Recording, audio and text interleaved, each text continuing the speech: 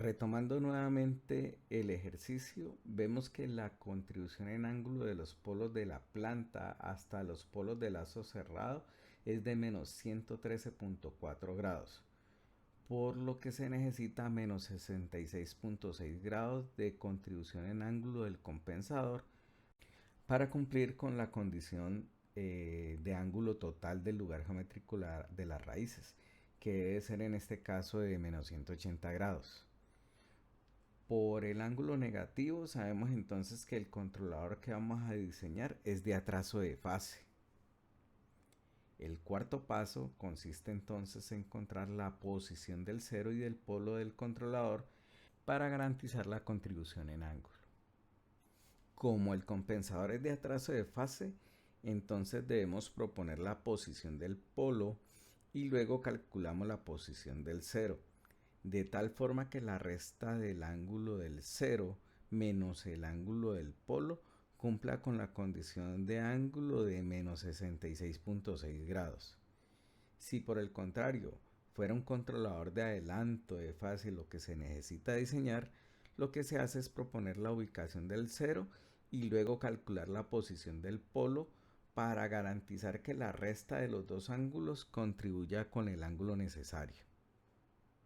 Como es de atraso, proponemos entonces la ubicación de un polo que genere un ángulo negativo mayor a menos 66.6 grados,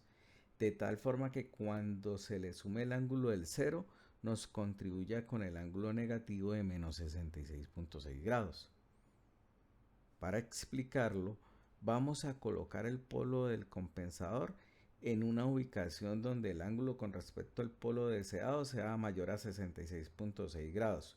por ejemplo en menos 90 grados, de tal forma que cuando se le sume los 23.4 grados del cero, la contribución en ángulo total del controlador con respecto a los polos deseados sea de menos 66.6 grados y se cumpla que toda la condición de ángulo sea de menos 180 grados, haciendo que los polos del lazo cerrado deseados sean parte del nuevo lugar geométrico de la raíz. Entonces, como vamos a ubicar el polo en 90 grados, quedaría justo debajo del polo deseado, en menos 0.8,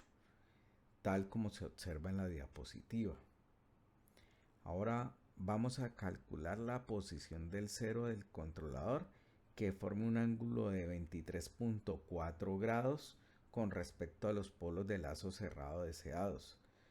Con este ángulo, el cero estará hacia el lado izquierdo de los polos deseados, tal como se observa en la figura, cerca del segundo polo de la planta, que tiene un ángulo en 26.6 grados. Vemos que con el ángulo de 23.4 grados, el cero del compensador formará un triángulo rectángulo, como se observa en la gráfica. Este triángulo rectángulo que se forma tiene un ángulo conocido que, tiene un lado conocido que mide 0.6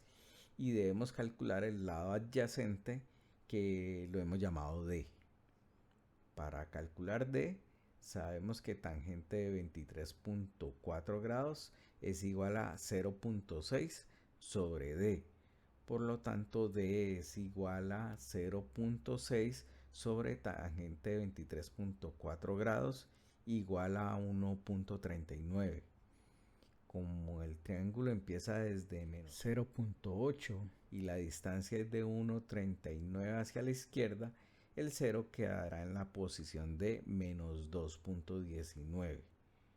Ya tenemos entonces la posición del polo en menos 0.8 y la del 0 que está en menos 2.19.